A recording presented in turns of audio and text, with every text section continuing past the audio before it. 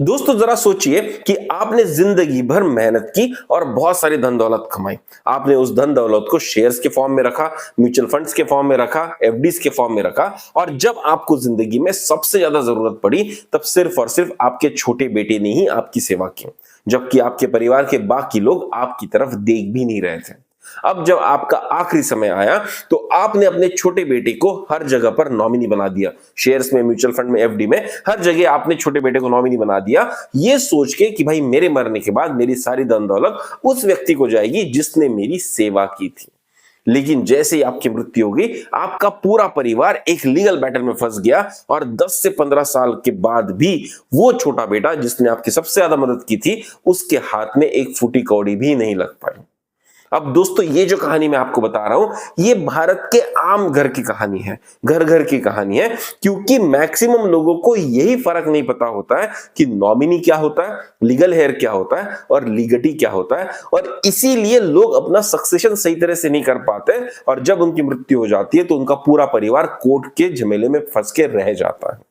दोस्तों इसीलिए आज के इस वीडियो में हम जानेंगे कि नॉमिनी क्या होता है, लीगल हेयर क्या होता है, लीगटी क्या होता है, अगर किसी को विल बनानी है तो वो क्यों बनानी चाहिए, किस तरह से बनानी चाहिए, ऐसा क्या करना चाहिए जिससे आपके विल को फ्यूचर में कोई भी चैलेंज ना कर सके, और उस विल बनाने के लिए जो भी डॉक्यूमेंटेशन लगने वाला है वो क्या होगा, वो आज के इस वीडियो में मैं आपको डिटेल में बताने वाला हूं। तो दोस्तों आज का ये वीडियो आखिरी तक जरूर देखिएगा, क्योंकि ये वीडियो आपको बताएगा कि आपके मरने के बाद की जो आपकी प्लानिंग है वो पुख्ता तरह से किस तरह से की जाए, डॉक्यूमेंटेड कैसे की जाए, ताकि आपके जो लीगल हेयर्स है, आप जिसको भी पैसा देके जाना चाहते हैं वो आदमी सामने जाके कोई भी तकलीफ फेस ना करे। तो चलिए दोस्तों शुरू करते हैं हमारा आज का video on why to make a will, how to make a will and what documents are required to create a good will.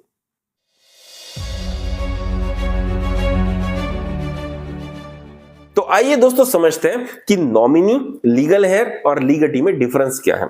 ज्यादातर लोग नॉमिनी इस टर्म को इसलिए जानते हैं क्योंकि जब भी उन्होंने कहीं पर भी केवाईसी किया था, कहीं पर भी नया म्यूचुअल फंड खोला था, शेयर्स खरीदे थे, तो वहां पर उनसे एक नॉमिनी मांगा गया था और उनको यही लगता है कि ये जो नॉमिनी है उसी को ये सारा पैसा एंड में मिल जाएगा जब मेरी मृत्यु हो जाएगी। लेकिन दोस्तों नॉमिनी सिर्फ एक कस्टडियन होता है, वो उस डॉक्यूमेंट का या उस प्रॉपर्टी का ओनर नहीं होता है। नॉमिनी आपके मरने के बाद आपकी उस प्रॉपर्टी को आपके बिहाफ पर रिसीव करेगा। समझ लीजिए आपने किसी बैंक में एक एफडी बनाई थी 50 लाख रुपए की और आपकी मृत्यु हो गई और वहां पर आपने मिस्टर एक्स को नॉमिनी बनाकर रख दिया, तो होगा ये कि बैंक जब देखेगा कि भाई आपकी मृत्यु हो चुकी है, आपका डेथ सर्टिफिकेट सबमिट करा जा चुका है, तो आपकी जो एफडी है वो किसी को तो ट्रांसफर करनी होगी, तो वो आपके नॉमिनी को ट्रांसफर करेगी ऑन बिहाफ ऑफ यू। लेकिन वो जो नॉमिनी है वो उसका लीगल हेयर नहीं बनेगा, वो उसका ओनर नहीं बनेगा। अगर आसान भाषा में समझाऊं तो नॉमिनी एक पोस्टमैन होता है जो इंस्टीट्यूशंस लाइक बैंक या सेबी या जो भी आपका ब्रोकर होगा उससे आपके शेयर्स उठाएगा, आपकी धन दौलत उठाएगा और उसको ट्रांसफर करेगा आपके एक्चुअल लीगल हेयर को। तो अगर आपने किसी को नॉमिनी बना रखा है तो वो सिर्फ आपके बिहाफ पर उस प्रॉपर्टी का कुछ देर के लिए चार्ज ले सकता है, लेकिन वो उसका ओनर नहीं बन सकता। अगर वो नॉमिनी आपका लीगल हेयर नहीं है तो दोस्तों उसको डेफिनेटली कोर्ट में चैलेंज किया जा सकता है और आपके जो लीगल हेयर है वो उस पैसे को अपने नाम पर करवा सकते हैं। अब आइए जानते हैं कि लीगल हेयर क्या होता है। दोस्तों लीगल हेयर आपके प्रॉपर्टी का आपकी मौत के बाद में एक राइटफुल ओनर होता है और ये लीगल हेयर डिटरमाइन किया जाता है सक्सेशन लॉ से। अगर आप हिंदू हैं तो हिंदू सक्सेशन लॉ वहां पर एप्लीकेबल हो जाएगा, अगर आप मुस्लिम हैं तो शरीयत एप्लीकेशन लॉ वहां पर एप्लीकेबल हो जाएगा और उस लॉ के हिसाब से जो भी आपके राइटफुल हेयर होने चाहिए वो वहां पर होंगे। अब दोस्तों ये जो हेयर वर्ड है इसको हम हिंदी में कहेंगे वारिस। अब जनरली वारिस कौन होता है? वो आपकी पत्नी हो सकती है या आपके बच्चे हो सकते हैं। तो दोस्तों अगर आपने खुद की विल नहीं बनाई है तो ऑटोमेटिकली आप जिस भी संप्रदाय से आते हैं उसके हिसाब से आपकी प्रॉपर्टी के ऊपर वो लॉ एप्लीकेबल हो जाएगा और उसके हिसाब से ही हस्तांतरण होगा आपके वारिसों को। अगर आप हिंदू हैं तो बाय डिफॉल्ट आपकी पत्नी और आपके बच्चों को लीगल हेयर मान लिया जाएगा, उनको वारिस मान लिया जाएगा और नॉमिनी चाहे कोई भी हो उसको वो पैसा आपके लीगल हेयर्स के नाम पर ट्रांसफर करना ही होगा। तो मॉरल ऑफ द स्टोरी क्या था? मॉरल ऑफ द स्टोरी ये था कि नॉमिनी सिर्फ एक पोस्टमैन है, जबकि रियल ओनर आपके प्रॉपर्टी के होंगे आपके वारिस, आपके लीगल हेयर्स। लेकिन दोस्तों जिंदगी बहुत रोमांचक है और ये कभी भी सीधी सीधी नहीं चलती। तो ऐसा बहुत बार हो जाता है कि जो आपके एक्चुअल वारिस है वो आपकी बुढ़ापे में कदर ना करे, वो आपकी सेवा ना करे, और कोई ऐसा ही तीसरा भला व्यक्ति आए जो आपके साथ खून का रिश्ता शेयर नहीं करता लेकिन दिल का रिश्ता शेयर करता है और वो आपकी केयर करे। और जब आपकी मृत्यु का समय आए तो आप चाहते हैं कि भाई मेरे जाने के बाद मेरे जो पैसे हैं, मेरी जो प्रॉपर्टी है, वो मेरे वारिसों को ना जाए, मेरे लीगल हेयर्स को ना जाए, बल्कि इस व्यक्ति को जाए जिसने जिंदगी भर मेरी सेवा की। अब दोस्तों ऐसे व्यक्ति के लिए क्या आप कुछ कर सकते हैं? बिल्कुल आप उसके लिए कर सकते हैं अगर आप उसको लीगेटी बना देते हैं। दोस्तों लीगेटी वो व्यक्ति होता है जिसको कोई भी मरने वाला व्यक्ति अपना राइटफुल हेयर चूज करता है। इस जिंदगी में भगवान ने हमको कुछ वारिस बायोलॉजिकली दिए जिनको हम पैदा करते हैं, लेकिन कुछ ऐसे वारिस हम चूज कर सकते हैं जो हमारे ब्लड रिलेटिव्स नहीं है, लेकिन हम चाहते हैं कि हम उनको पैसा दे, हम हमारे मरने के बाद उनको भी कुछ हिस्सा मिले, तो उनको दोस्तों हम लीगेटी घोषित कर सकते हैं। और ये जो लीगेटी होता है ये सबसे पावरफुल आपका सक्सेसर होता है। क्यों? मैं आपको बताता हूं। क्योंकि अगर आप चाहते हैं कि आपकी प्रॉपर्टी सिर्फ और सिर्फ इस लीगेटी को ही जाए, किसी और को ना चाहे, तो आप 100% अपनी प्रॉपर्टी इस लीगेटी के नाम पर ट्रांसफर कर सकते हैं और आपका कोई भी लीगल वारिस इसको कोर्ट में चैलेंज कर भी नहीं पाएगा। एक व्यक्ति जिसने जिंदगी भर मेहनत की है उसका ये आखिरी हक होता है कि वो जिसको चाहे अपना प्रॉपर्टी दान करके चला जाए और उसको कोई भी चैलेंज नहीं कर सकता है। इसीलिए आपने बहुत बार देखा होगा कि ऐसे कई केस हो जाते हैं जहां पर एक व्यक्ति अपने बच्चों को फूटी कौड़ी दे के नहीं जाता और अपने पूरे पैसे किसी ट्रस्ट के नाम पर दे जाता है या किसी ऐसे व्यक्ति को दे जाता है जो उसका ब्लड रिलेटिव नहीं है। और ये बिल्कुल पॉसिबल है अगर आप नॉमिनी, लीगल है और लीगल के बीच का डिफरेंस समझ पाते हैं। और इसीलिए मैं कहता हूं कि किसी भी व्यक्ति को अपना विल जरूर बनाना चाहिए, क्योंकि आपके मरने के बाद आपका सबसे बड़ा जो डॉक्यूमेंट होगा, सबसे महत्वपूर्ण डॉक्यूमेंट जो होगा, वो होगा आपका विल, आपका मृत्यु पत्र।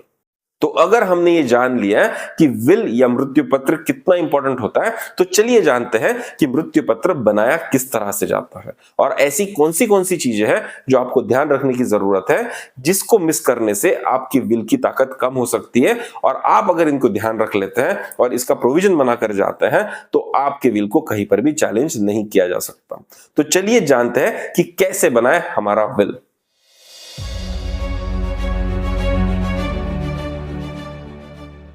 दोस्तों जब भी आप विल बनाएंगे तो उसके 4 महत्वपूर्ण हिस्से होते हैं। पहला हिस्सा होता है डिक्लेरेशन, दूसरा होता है जो आपकी एसेट्स है उसकी लिस्टिंग,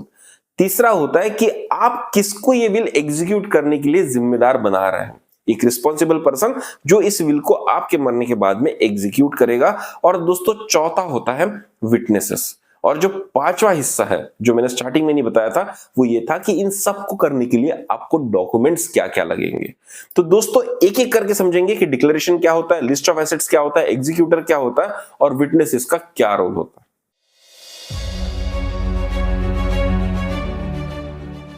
किसी भी विल में डिक्लेरेशन वो पार्ट है जहां पर आप बिल्कुल क्लियर शब्दों में ये बताएंगे कि भाई जब ये मैं विल साइन कर रहा हूं उस तारीख को इस समय पर मैं बिल्कुल साउंड माइंड का व्यक्ति हूं और ये जो विल मैं साइन कर रहा हूं ये मेरी आखिरी और फाइनल विल है। ये इसलिए इंपॉर्टेंट है क्योंकि ज्यादातर केस में ये देखा गया है कि जब आपकी मृत्यु हो जाती है तो आपके लीगल हेयर आपके विल को सिर्फ ये कह के चैलेंज करते हैं कि जिस टाइम पर आपने विल साइन किया था उस टाइम पे आपकी मानसिक परिस्थिति सही नहीं थी और इसलिए इस विल को खारिज कर दिया जाए और सक्सेशन लॉ के हिसाब से उनको सारी प्रॉपर्टी मिल जानी चाहिए।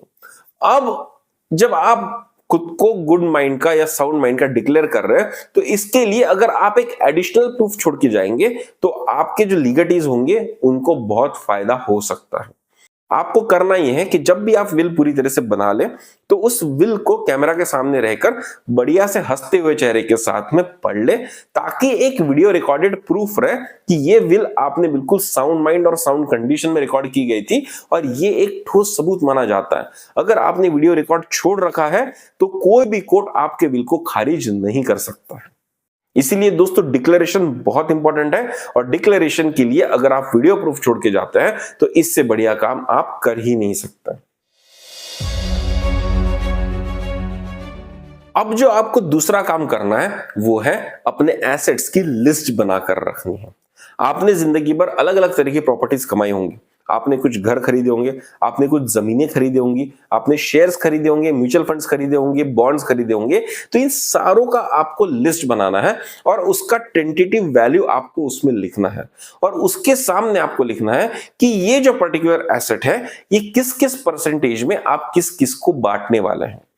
बहुत बार क्या होता है कि समझ लीजिए आपकी 5 लाख की एफडी है और आपके 2 बच्चे या 3 बच्चे हैं, तो आप क्या करते हैं, इतने लाख रुपए इसको मिलेंगे, इतने लाख रुपए इसको मिलेंगे और बचा हुआ पैसा इस किसको मिलेगा, इस तरह से आप डिक्लेयर करके जाते हैं। पर समझ लीजिए जब आपने विल बनाई थी और जब ए विल एक्चुअली काम आने वाली है उसके बीच में टाइम गैप है और इस टाइम गैप में वो पैसा कम ज्यादा हो गया, तो अगर आप एब्सोल्यूट अमाउंट लिख के जाएंगे कि इतना इतना पैसा इसको दे दीजिए, तो वहां पर दिक्कत आ सकती है क्योंकि वो पैसा कम भी हो सकता है और पैसा ज्यादा भी हो सकता है। इसीलिए आपको क्या करना है, आप जो भी एसेट को लिस्ट करेंगे उसके सामने आप जो भी लीगलिटी चूज करेंगे उस लीगलिटी के नाम पे आपको परसेंटेज डाल के जाना है और इंश्योर कीजिएगा कि टोटल जितने भी लोगों के बीच में आप वो पर्टिकुलर एसेट बांट रहे हैं उनका टोटल 100% हो, वरना वो जो बैलेंस अमाउंट होगा उसके लिए फिर लोगों को कोर्ट में जाना पड़ेगा। ऐसा मत कीजिए कि भाई मैं मेरी 80% प्रॉपर्टी अपनी बीवी को देके जा रहा हूं, 10% प्रॉपर्टी अपने बच्चे को देके जा रहा हूं और बाकी 10% का पता ही नहीं कि उसको देके जा रहा हूं, तो 10% के लिए फिर से लीगल केसेस चलेंगे और आपका जो उद्देश्य था वो फेल हो जाएगा। इसलिए जब भी आप विल बनाएं तो बढ़िया सा एक टेबल बनाएं, उसमें क्लियर शब्दों में लिखिए कि भाई ये पर्टिकुलर मेरा एसेट है, ये मेरा एफडी है, इस एफडी का नंबर ये है, ये इस बैंक में मैंने रखा है और इन लोगों में इन परसेंटेज में मैं इसको शेयर करके जाना चाहता हूं। और जरूरी नहीं है कि जो आप शेयरिंग करें वो सब में एक तरह का हो। आप जमीन किसी और के नाम पे करके जा सकते हैं, आप अपना पैसा किसी और के नाम पे करके जा सकते हैं, आप अपने शेयर्स किसी और के नाम पे करके जा सकते हैं। तो जैसे भी आपको चूज करना है उसका क्लियर डिटेल आपको लिखना होगा, उस एसेट का टाइप, वो एसेट कहां पर स्टोर किया हुआ है, किस बैंक में रखा हुआ है, उसका अगर कोई रिलेवेंट डॉक्यूमेंट है, उसका कोई नंबर है तो वो आपको देना पड़ेगा और उसका परसेंटेजेस आपको देना पड़ेगा। तो इस तरह से दोस्तों आप एक सैंपल एसेट बना सकते हैं। अब तीसरा स्टेप होता है एग्जीक्यूटर चूज करना। एग्जीक्यूटर वो व्यक्ति होगा जो आपकी विल को एग्जीक्यूट करेगा, ये इंश्योर करेगा कि जिस तरह का डिस्ट्रीब्यूशन आपने अपने विल में किया है उसी तरह से आपकी प्रॉपर्टी डिस्ट्रीब्यूट की जाए। अब जनरली क्या होता है, लोग अपने दोस्तों को एग्जीक्यूटर बनाकर चले जाते हैं और ये दोस्त कौन होते हैं, उन्हीं की उम्र के लोग होते हैं। तो समझ लीजिए आपने अपने मरने के 5 साल पहले आपने एक विल बनाई और उसमें आपने अपने जिगरी दोस्त को एग्जीक्यूटर बना दिया, लेकिन जब तक वो विल एग्जीक्यूट करने का टाइम आ गया तो आपके पहले ही वो व्यक्ति चल बसे। अब उसको एग्जीक्यूट कौन करेगा? तो मेरी राय यह है कि जब भी आप किसी एग्जीक्यूटर को विल में डालते हैं तो वो कोई यंगर हो या आप क्लियर स्टेप में बताएं कि पहले तो ये व्यक्ति एग्जीक्यूटर होगा, अगर ये व्यक्ति किसी भी रीजन से यहां पर अवेलेबल नहीं है तो दूसरा ये व्यक्ति होगा या तीसरा ये व्यक्ति होगा। अगर आप 3 स्टेप में एग्जीक्यूटर्स अपने विल में रख कर जाएंगे तो आपके विल को एग्जीक्यूट करने में कोई भी दिक्कत नहीं होगी और ये बिल्कुल फूल प्रूफ मैकेनिज्म हो जाएगा। मैं फिर से एक बार बता रहा हूं, एग्जीक्यूटर आपको कोई यंग व्यक्ति सिलेक्ट करना है और आपको 2-3 ऑप्शन देख के जाने हैं कि पहले ये होगा, अगर ये नहीं होगा तो दूसरा ये होगा, नहीं होगा तो तीसरा ये होगा, तो आपको एग्जीक्यूशन में कोई भी दिक्कत नहीं आएगी।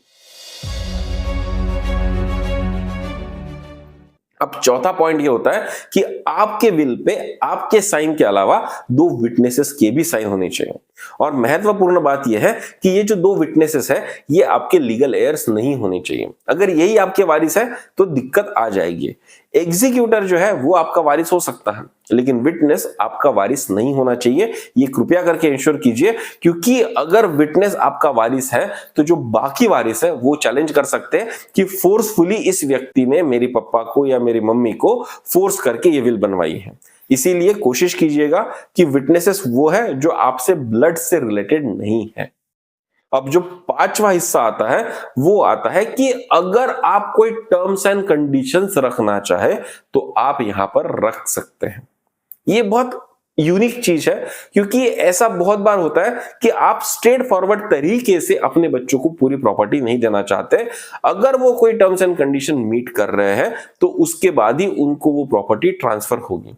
अब होता क्या है कि बच्चों ने आपकी खातिरदारी की लेकिन आपको भरोसा नहीं है कि आपके मरने के बाद जब पूरी प्रॉपर्टी बच्चों को मिल जाएगी तो आपके वाइफ की खातिरदारी करेंगे कि नहीं करेंगे, क्योंकि अब पूरा पैसा तो उनको मिल गया, उनके पास कोई और इंसेंटिव है नहीं अपनी मम्मी का खातिरदारी करने का। तो इसलिए अगर आप कोई टर्म्स एंड कंडीशन ऐसा रख के जाना चाहते हैं कि भाई मेरे बच्चों को मेरा पैसा तभी मिलेगा जब वो जिंदगी भर अपनी मम्मी की भी सेवा करे, या फलाना फलाना कोई कंडीशन पूरी करे, या किसी मंदिर को इतना इतना दान दे दे, ऐसी कोई भी कंडीशन अगर आप रखना चाहते हैं तो आप रख सकते हैं, और उस कंडीशन को फुलफिल करने के बाद ही आपके लीगल हेयर्स को वो पैसा मिलेगा। लेकिन याद रखिएगा, आपको ये चीज भी उसमें मेंशन करनी पड़ेगी कि भाई ये कितना टाइम में एग्जीक्यूट होना चाहिए, और अगर ये एग्जीक्यूट नहीं होता है तो फिर इस पैसे का क्या होगा, फिर ये पैसा कहां जाएगा।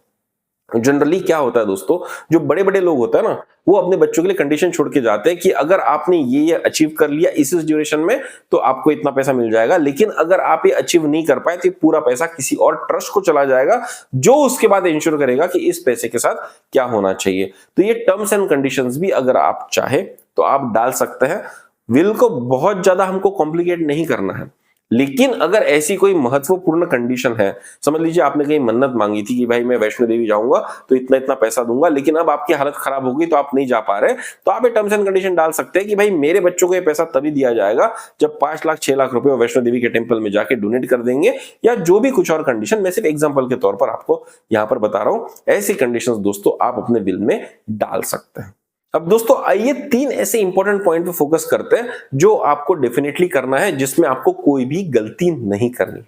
पहला चीज, विल होने के बाद में उसका वीडियो रिकॉर्डिंग जरूर करके रखिए, ताकि ये प्रूव किया जाए कि आप साउंड माइंड के थे और यही आपकी लास्ट एंड फाइनल विल है।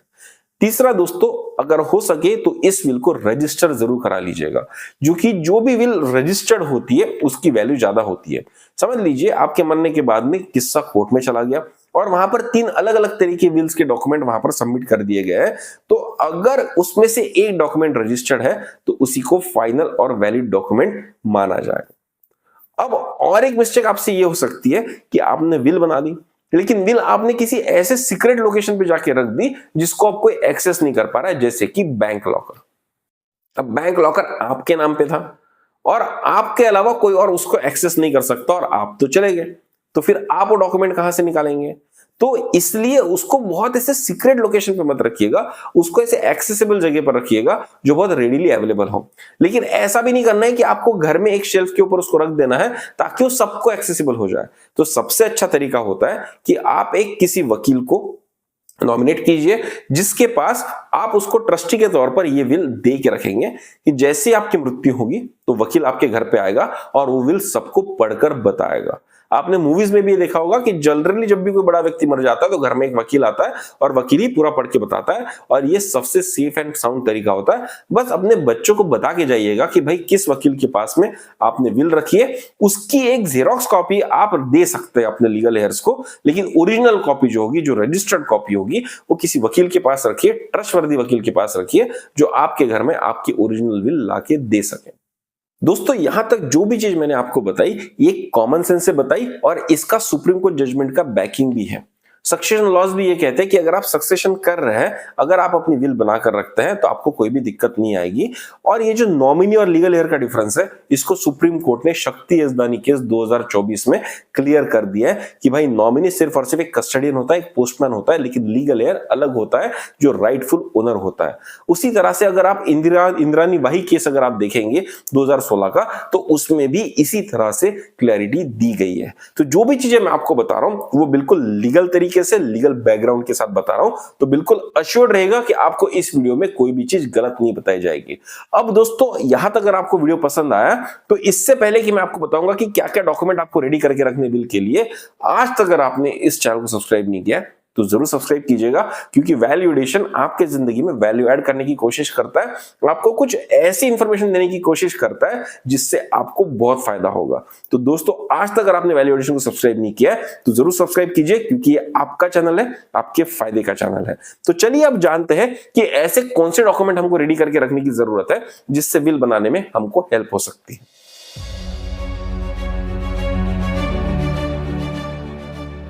जो पहला डॉक्यूमेंटेशन हमको करना है वो करना है आइडेंटिफिकेशन के तौर पर, मतलब कि आप अगर विल को साइन कर रहे हैं तो आपका आधार कार्ड रेडी होना चाहिए, आप जिसको एग्जीक्यूटर बना रहे हैं उसका आधार कार्ड रेडी होना चाहिए, आप जिनको विटनेसेस बना रहे हैं उनका आधार कार्ड रेडी होना चाहिए। अगर आप अपने लीगटीज का भी आधार कार्ड रेडी रखते हैं तो इससे भी आपको फायदा होगा, लेकिन वो बहुत ज्यादा कंपलसरी नहीं है, लेकिन आपका, आपके एग्जीक्यूटर का और आपके विटनेसेस का आधार कार्ड रेडी होना चाहिए। तीसरा दोस्तों होनी चाहिए आपकी एसेट लिस्ट एक इंडेक्स के फॉर्म में कि भाई सीरियल नंबर 1 ये टाइप का एसेट है, इस बैंक में रखा है या इस जगह पर रखा है, ये उसका डॉक्यूमेंट या अकाउंट नंबर है, और भाई फाइनली इतना इतना डिस्ट्रीब्यूशन में लोगों को देना चाहता हूं। ये आपको लिस्ट बनाकर डिटेल इंफॉर्मेशन आपको देनी चाहिए। और तीसरा होगा कि इसी का जो बैकअप डॉक्यूमेंट होगा, जैसे अगर आपका बैंक अकाउंट है तो बैंक पासबुक, अगर आपका एफडी है तो एफडी की जो रिसीट होती है, सर्टिफिकेट होता है, वो आपको रखना चाहिए।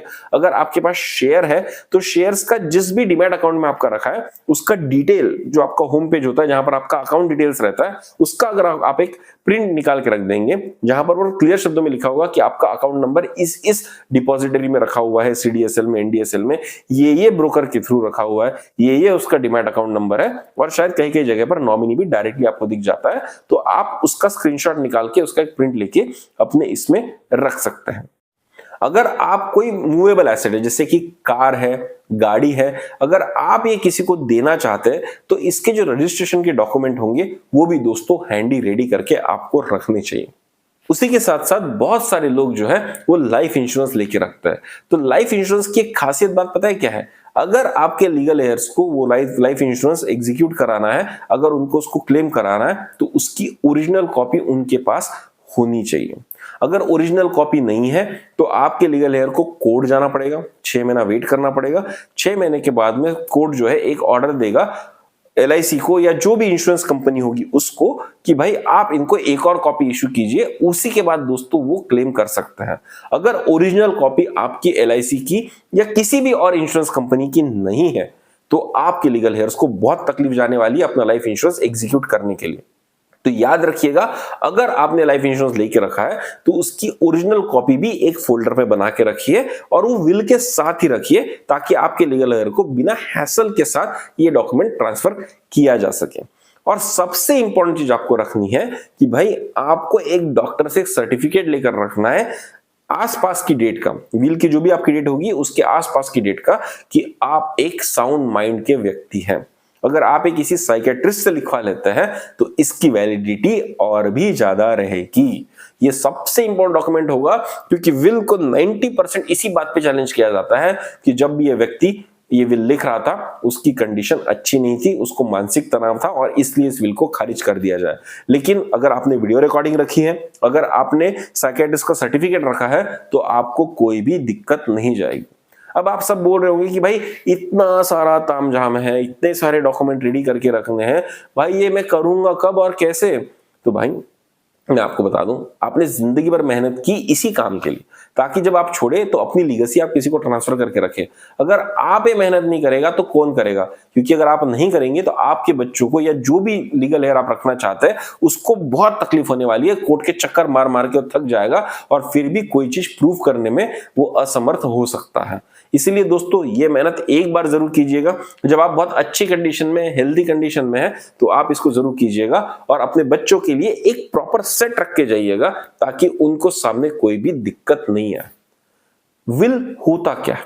विल एक्चुअली एक डॉक्यूमेंट ही नहीं है, बल्कि एक पीस ऑफ माइंड है। हमारे दिल का सुकून है कि भाई हमको जो व्यवस्था करके जानी थी हमने वो कर दी, और इसके व्यवस्था के बाद में इस व्यवस्था को कोई चैलेंज नहीं कर पाएगा, मेरे परिवार को कोई तकलीफ दे नहीं पाएगा। अगर आप सुकून चाहते हैं तो आपको अपना मृत्यु पत्र बनाना चाहिए, आपको विल बनानी चाहिए, तभी शायद आपकी आत्मा को सही तरह से शांति मिलेगी। तो दोस्तों